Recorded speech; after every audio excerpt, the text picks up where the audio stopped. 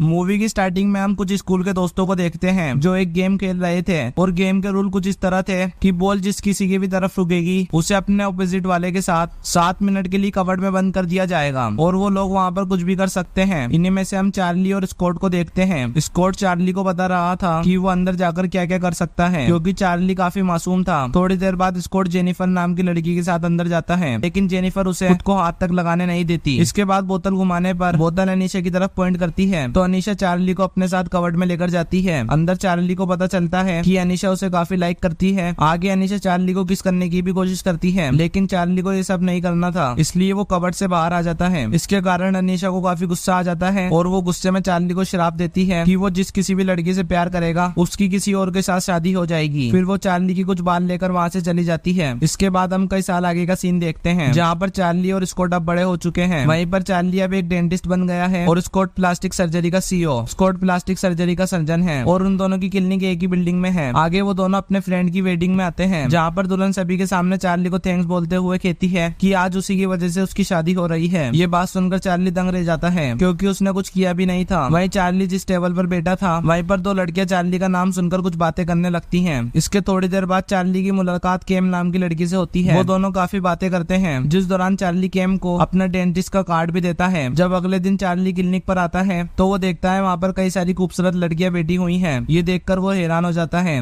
क्योंकि पहले क्लिनिक पर बुढ़े लोग ही अपने दांतों का इलाज कराने आया करते थे। आगे जब चार्ली स्कॉट से बातें कर रहा था तभी उनकी मुलाकात केरल से होती है जिसकी शादी हो चुकी थी। वो भी चार्ली को कहती है कि उसकी लकी चार्म है और उसके मिलते ही उसकी शादी तय हो गई। ये चार्ली को अजीब तो लगता है लेकिन वो इसे भी इग्नोर करके अपने घर पर चले जाता है। घर पर वो देखता है कि उसके लिए कई सारी लड़कियों ने वॉइस मेल भेजा है और वो सभी लड़कियां किसी न किसी बहाने से चार्ली से मिलना चाहती थी। पर हैरान कर देने वाली बात तो ये थी कि उनमें से कई सारी लड़कियों को तो चार्ली जानता भी नहीं था और ये बात भी उसे काफी अजीब लगती है। अगले सीन में हम केम और उसके भाई जॉन को देखते हैं। वो दोनों एक्वेरियम में काम करते हैं जहाँ पर पेंगुइन को खाना देखते वक्त केम पानी में गिर जाती है जिसके कारण उसकी एक टांग टूट जाती है। दूसरी तरफ हम चार्ली को देखते हैं जो कि किसी लड़की के साथ बाहर जा रहा था लेकिन वो लड़की कार में ही चार्ली के करीब आने की कोशिश करती है। इसके बारे में पूछने पर वो लड़की बताती है कि मुझे पता चला है तुम जिस भी लड़की के साथ सोते हो उस लड़की की जल्दी शादी हो जाती है। अभी सुनकर हम समझ पाते हैं कि वेडिंग में दुल्हन ने और केरल ने चार्ली को लकी चार्म क्यों कहा था। साथ ही में वो सारी लड़कियां जो चार्ली से क्लिनिक में मिलने आई थी वो सब भी इसी चक्कर में वहाँ पर आई थी। वहीं इस लड़की की बातें सुनकर चार्ली कहता है वो इन सब बातों पर विश्वास नहीं करता। इसी दौरान चार्ली के पास केम का कॉल आता है और वो उसे अपने दांत की कंडीशन के बारे में बताती है तो चार्ली उसे तुरंत क्लिनिक पर आने के लिए कहता है। इसके बाद हम क्लिनिक का सीन देखते हैं जहाँ पर चार्ली केम के दांतों को चेक करके कहता है कि डरने की कोई बात नहीं है और तुम्हारे दांतों को ज्यादा नुकसान नहीं हुआ है। तभी गलती से केम के हाथों से चार्ली को चोट लग जाती है जिसके लिए केम बाद में सॉरी भी बोलती है। फिर जब केम चार्ली को ट्रीटमेंट के पैसे दे रही होती है तब चार्ली उन पैसों को लेने से मना कर देता है और यहीं पर हमें ये भी पता चलता है कि अब चार्ली केम को पसंद करने लगा है। इसके बाद केम वहाँ से चली जाती है। चार्ली भी क्लिनिक बंद करके जा रहा था